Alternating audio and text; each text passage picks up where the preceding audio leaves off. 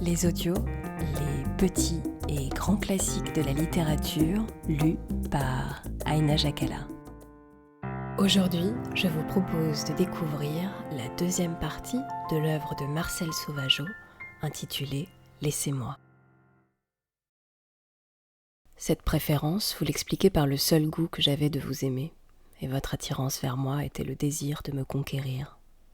Or, autrefois, votre amour c'était ce désir de me conquérir toute, uni à une proportion beaucoup plus grande de dévouement, d'affection, de pensée incessante, bref, à tous ces sentiments qui, mêlés, confus, forment justement ce qu'on nomme l'amour.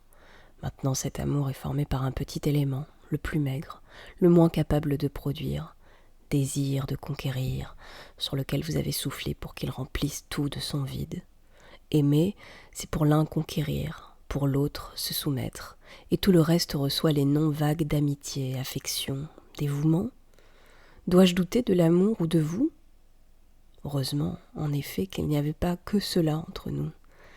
Mais ce qu'il y avait d'autre, je l'appelais amour. Dans ce triste mois d'octobre auquel vous faites allusion, j'étais abattue par la souffrance causée par un autre que vous. C'était à vous que spontanément et par choix, entre bien d'autres plus qualifiés, semblait-il, j'avais demandé la force d'oublier et de rire. Je vous priais de m'écouter parler de l'autre. Je le regrettais quand vous étiez là. Je vous en voulais presque de ne pas être lui. Votre amour discret et tenace, désintéressé et peut-être héroïque eut raison de mon entêtement. Puisque vous m'aimiez à ce point, il ne m'était plus possible de dire sottement que tout était désespéré. Et j'ai eu beaucoup de douceur qui semblait bien être celle de l'amour à vous voir m'aimer et à rester près de vous. N'analysez pas ce souvenir. Je ne peux voir en lui que de l'amour. Pour moi, je ne sais pas très bien quel sentiment me poussait à aller voir à Versailles. Amour, amitié masculine ? Oui, c'était tout cela que je n'appelais d'aucun nom, mais qui me donnait ces troubles qu'on voit généralement chez les amoureux très jeunes. Je n'étais à Paris qu'une journée par semaine. Le point capital de cette journée était de vous voir. Pour rester un quart d'heure avec vous, j'usais mon après-midi entier dans un taxi qui me conduisait à votre collège. La surexcitation était la note dominante chez moi avant que je vous aie vu. Quand je vous quittais, c'était l'abattement de la fin d'une attente. Je vous voyais de midi à 1h, je buvais un peu de thé à 11h, et je déjeunais sans faim à 2h. Parce qu'une boule montait et descendait dans ma gorge. Les taxis étaient trop lents, les barrages épuisants. À la porte de Saint-Cloud, je ne savais jamais quel tramway prendre. Je voulais le premier, je courais à l'un, puis à l'autre. Et chaque fois que je tournais le dos, celui que je quittais prenait le départ. Dans mon impatience, je descendais à la station qui précédait celle où je devais descendre. Et quand je me décidais à être patiente, je laissais passer cette station trop attendue. Alors je courais avec l'angoisse d'être quelques minutes en retard, puis je m'arrêtais parce que j'étais 20 minutes en avance. Je pense que je finissais toujours par être en retard. Je vous apportais des bonbons de chocolat. Nous nous installions dans une petite salle sombre, sur 2 chaises dures. Il y avait toujours dans un coin un petit anamite qui cirait le plancher. Il ne faisait pas de bruit et tout d'un coup on l'apercevait. Il nous gênait beaucoup. Il nous regardait stupides. Avait-il compris ? Il s'en allait. Nous restions l'un près de l'autre et nous avions la petite crainte nerveuse d'entendre la porte s'ouvrir. Vous n'osiez pas appuyer vos baisers. Je voulais être jolie et je choisissais les robes qui pouvaient vous plaire. Quand nous descendions l'escalier, vos camarades me regardaient et vous lançaient un regard de compliment. Je m'amusais. C'était puéril. Vous étiez heureux. Amour, jeu, affection, fidèle, c'était bien tout cela que je n'ai pas cessé d'avoir pour vous depuis ce temps. Pourquoi demandez-vous à le retrouver ? Vous avez cessé de le voir car il fallait que vous ne le vissiez plus, puisque vous vous détachiez de moi. Maintenant que vous êtes fixé de nouveau, mais ailleurs, vous pouvez sans danger pour votre nouvel amour, sans remords pour l'opinion que vous avez de vous-même, me demander de vous paraître celle du temps où vous m'aimiez. Vous n'usez plus du mot amour. C'est amitié que vous dites. Mais ce nouveau mot recouvre les mêmes choses.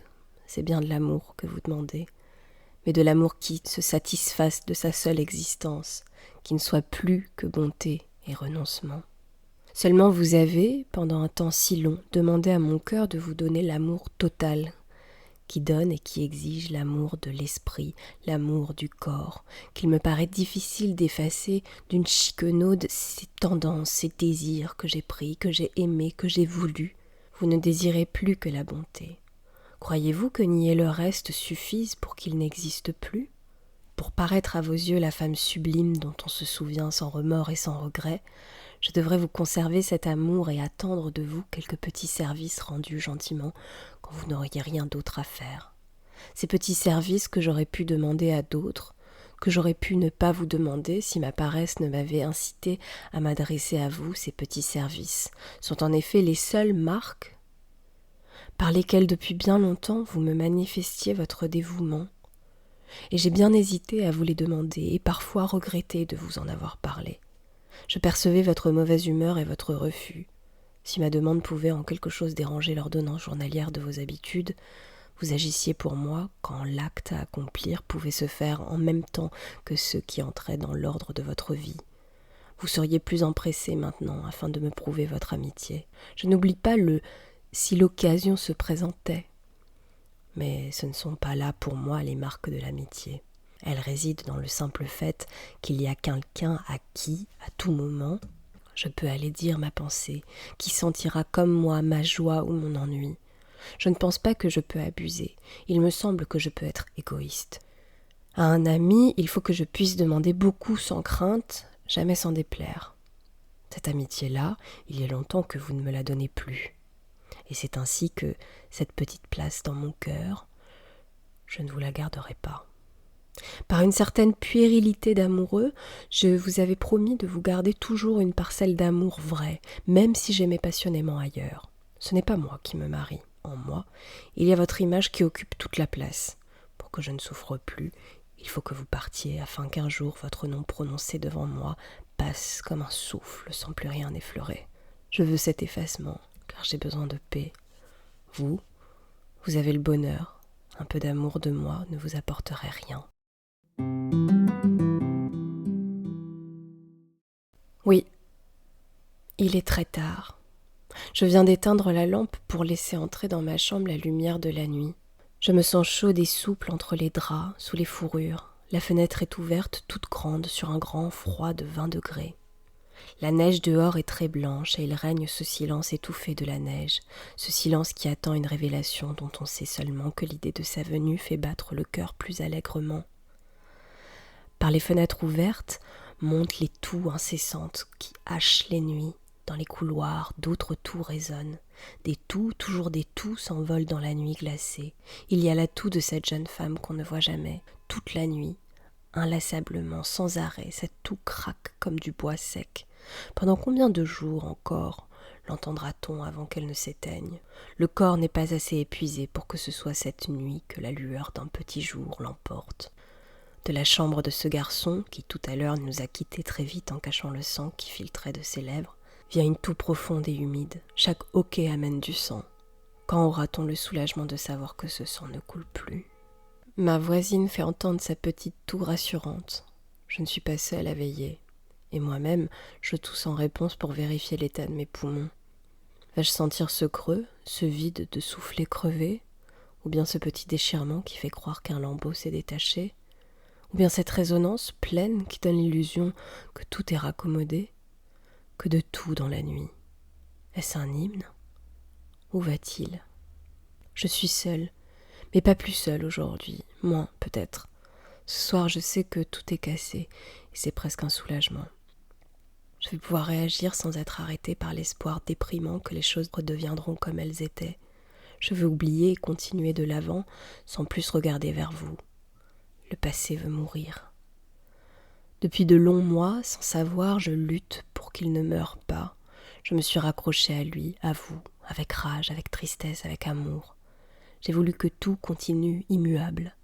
Et j'ai dit chaque jour, demain ce sera comme c'était autrefois. Ce demain n'est pas venu. Hier encore je l'attendais, aujourd'hui je n'ai plus à attendre. Je devrais être plus seule. J'ai le vertige d'un vide où mon cœur privé d'amour se sent défaillir à la pensée des jours creux qui vont venir.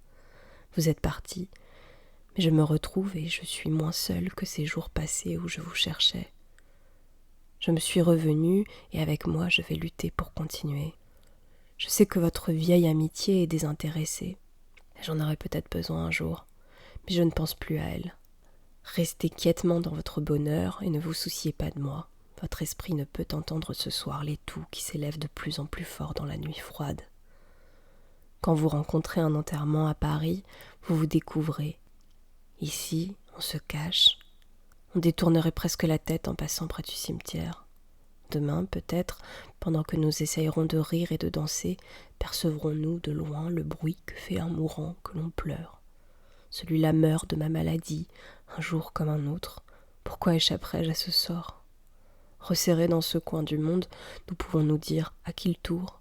On sent ici, dans l'inanité des jours, où chacun lutte, comme à l'agonie, pour échapper à l'angoisse, toute la misère humaine qui crie « Pourquoi ? Pourquoi ?» Si j'arrivais à vous faire sentir cette misère, vous vous hâteriez de l'oublier. Et pour vous rassurer, vous diriez ce que tout homme bien portant dit des lieux où l'on souffre. Ce n'est pas si terrible qu'on le dit. Je ne vous dirai rien. Mais laissez-moi. Vous ne pouvez plus être avec moi. Laissez-moi souffrir. Laissez-moi guérir. Laissez-moi seul. Ne croyez pas que m'offrir l'amitié pour remplacer l'amour puisse mettre un baume. C'en sera peut-être un quand je n'aurai plus mal, mais j'ai mal. Et quand j'ai mal, je m'éloigne sans retourner la tête. Ne me demandez pas de vous regarder par-dessus l'épaule, et ne m'accompagnez pas de loin. Laissez-moi. « 24 décembre 1930. Je savais que je recevrais une lettre de vous aujourd'hui, comme je sais que j'en recevrai une autre dans 8 jours avec vos vœux de bonne année. J'ai fait une boule de cette lettre et l'ai mise dans la corbeille. J'éprouvais un grand soulagement. Pourtant, je ne puis rien dire contre elle. Je devrais vous écrire, vous remercier et affirmer mon amitié en réponse à la vôtre. Je ne peux pas. Votre lettre est très belle. Mon attitude paraîtra mesquine peut-être, mais aucune lettre ne pouvait me blesser davantage. Aucune me faire réagir plus violemment pour m'éloigner de vous. Je ne vous écris pas, parce que je veux vous oublier. Chaque enveloppe revêtue de votre écriture serait pour moi une souffrance. Chaque phrase que je devrais vous écrire, une lutte. Je ne pourrais plus vous dire que des choses convenues, et mon amour aurait mal au rappel du passé. Je chercherai à connaître votre vie, et j'aurai de la peine. Je ne veux pas. Je ne vous écris pas parce que le déroulement que vous avez donné aux événements m'a froissé. Ce n'est pas votre mariage qui me paraît une injure. Je pensais que j'étais pour vous une amie plus intime qu'un homme, qu'une maîtresse, qu'une femme. Il me semblait que votre affection était assez rare pour qu'elle pût comporter un aveu complet et progressif de l'évolution d'un autre amour dans votre âme. Or vous avez agi comme tout le monde, vous avez cherché mes défauts et n'avez plus parlé que d'eux. Aviez-vous besoin de vous rassurer que vous aviez raison de ne plus m'aimer ? Et vous avez décidé de votre mariage. Et vous me l'avez appris. Alors, pour me dire cette nouvelle, vous avez oublié mes défauts pour vous souvenir de mes qualités, afin de me prier de continuer à vous aimer. Mais moi, vous savez bien, pour me l'avoir tant de fois répété au long des derniers mois écoulés, que je suis, par nature, depuis toujours, foncièrement égoïste et que j'ai mauvais caractère. Point n'est besoin que je me montre autre à vos yeux. Pour moi, uniquement pour moi, il vaut mieux que je casse net nos relations. Vous ne pouvez plus rien m'apporter de ce que je désire en ce moment, et votre lettre de ce matin était tout à fait celle qu'il me fallait recevoir. J'avais des tendances à oublier le mal que je sentais, je voulais le tourner, mon amour imaginait des subterfuges pour se leurrer et se contenter, en fermant volontairement les yeux, de liens d'affection qui traînaient après tout amour brisé. On attend encore une lettre, on espère dans une visite retrouver une illusion d'autrefois, le cœur bat quand la porte s'ouvre, la poignée de main produit l'émotion du baiser ancien, on conserve soigneusement une rose à porter, un compliment banal paraît un regret, puis l'enchantement s'en va et l'on sait très bien que tout cela est faux. Ce sont des lianes souples qui s'agrippent, retiennent dans un passé évanoui et laissent sans force pour agir et vivre. Si je ne vous aimais pas, je pourrais vous revoir.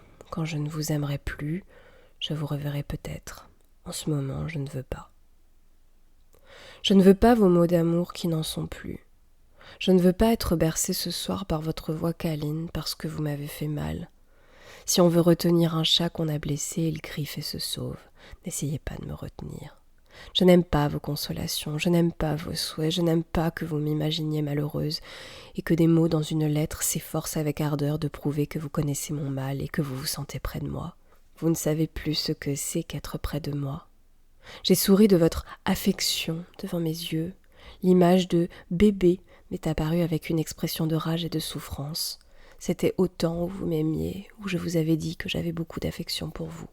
Vous me souhaitez d'être heureuse, et je vous vois très bien me chercher un mari, un amant pour me consoler. Vous pensez que Noël sera triste pour moi, et vous voudriez me bercer. Oh non, je ne veux pas de vos caresses, et Noël ne sera triste que si je le veux bien. J'ai froissé votre lettre et j'ai cru à une délivrance. J'ai, de ce geste, secoué vos caresses, et l'enlisement dormeur du passé.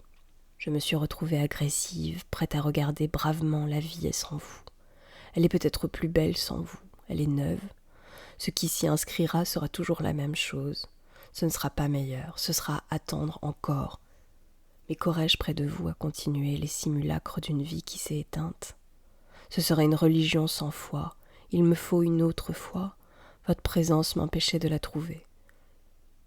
Je vais être gaie. Vous n'aurez pas à me consoler. Noël.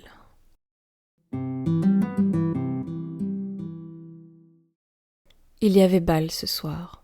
La salle à manger était décorée de banderoles de couleurs vives.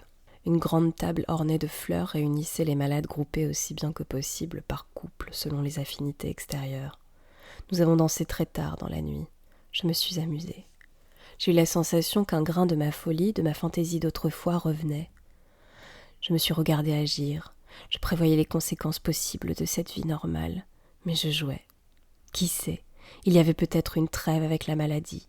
Elle doit bien de temps en temps se reposer, avoir des dimanches et des jours de fête. Ces jours-là, il doit être possible de vivre comme autrefois. Demain, nous reprendrons la vie sévère du malade. Il faudra lutter. Mais il est bon ce soir de rire très fort, tandis que s'évanouit avec étonnement la petite crainte de sentir le poumon éclater. Il est bon de boire du champagne qui enflamme les joues. C'est un peu de congestion, mais n'y pensons pas. Il ne peut pas y avoir d'hémoptysie ce soir, et comme il est bon de danser, on peut rester debout, se lever, s'asseoir avec vivacité. Le corps se retrouve, avec un bonheur presque religieux, la cambrure souple pour s'appuyer contre le danseur, l'abandon intelligent qui épouse les mouvements de l'autre corps, et suit ceci, fidèle comme une ombre et léger comme elle. Quand le corps se meurt sur un rythme, une autre vie s'élève. Le monde se transforme pour prendre comme centre cet endroit précis, au milieu de la poitrine, où semblaient converger les rythmes sonores des instruments et les oscillations souples des chevilles. Danser, c'est le rythme de vie le plus heureux. Danser, quand on croyait ne plus le faire, c'est une victoire gagnée. Légèrement grisée par ce rythme, près de mon danseur d'un soir, qui demain aura oublié cette veille, je suis montée lentement jusqu'à ma porte. Et nous nous sommes quittés, après un baiser, sans rien nous dire. L'histoire est à présent terminée. Merci beaucoup pour votre écoute.